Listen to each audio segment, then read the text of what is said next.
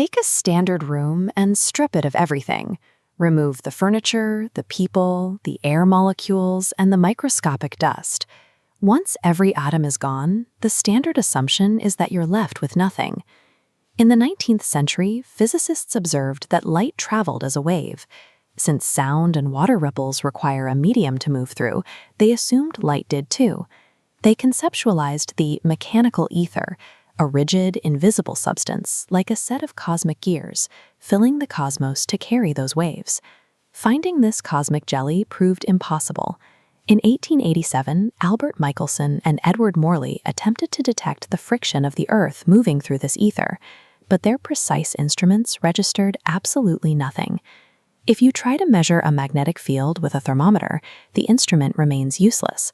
The vacuum of space didn't lack structure. It simply lacked the rigid, mechanical machinery Michelson was looking for. By discarding the idea of a mechanical ether, science created a conceptual blind spot. For decades, the vacuum was treated as a dead, empty stage, simply because we lacked the correct language to describe its true nature. Following the failure of the 1887 experiment, physics moved rapidly. Albert Einstein introduced curved spacetime in 1905, followed by the probabilistic behavior of quantum mechanics in the 1920s. The missing key arrived from outside the field of physics. In 1948, a mathematician named Claude Shannon published a framework to measure and transmit data, establishing modern information theory. This provided a critical distinction. Researchers could move past the material, mechanical ether of the past and begin exploring a modern ether, a substrate structured entirely by information and phase relations. Modern physics supports this new architecture.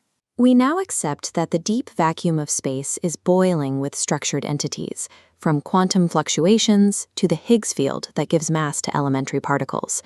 We have begun to view space as an active, data processing environment, one built on an underlying informational architecture.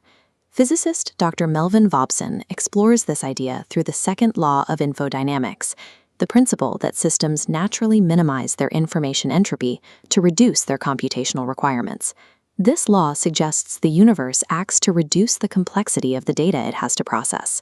In physical space, tracking the exact location and momentum of billions of scattered cosmic dust particles requires an immense, inefficient amount of processing power. Gravity solves this. By clumping scattered data into a single dense object, the universe massively reduces the required computation. In this framework, gravity functions as an emergent data compression mechanism, an optimization process within a computational reality. If the universe is built on information and vibration, how does it become solid? How does abstract data create the chair you're sitting in? The answer lies in phase coherence. At its base level, reality behaves like a stadium filled with thousands of people talking at once, a chaotic sea of disorganized vibrations.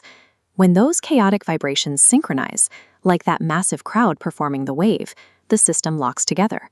It forms a persistent, measurable structure out of the noise. This 3D plot visualizes the intensity of a coherent phase field. In the AE framework, these intense, stabilized peaks are called reality knots.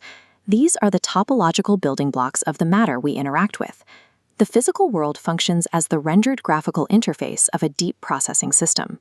If these informational knots organize subatomic matter, they can also guide the complex structures of life. The geometric spirals of DNA act as optimized instructions for storing biological data, indicating that the universe's code organizes living systems with the same precision it applies to the vacuum of space. Our daily experience is a living projection of informational coherence.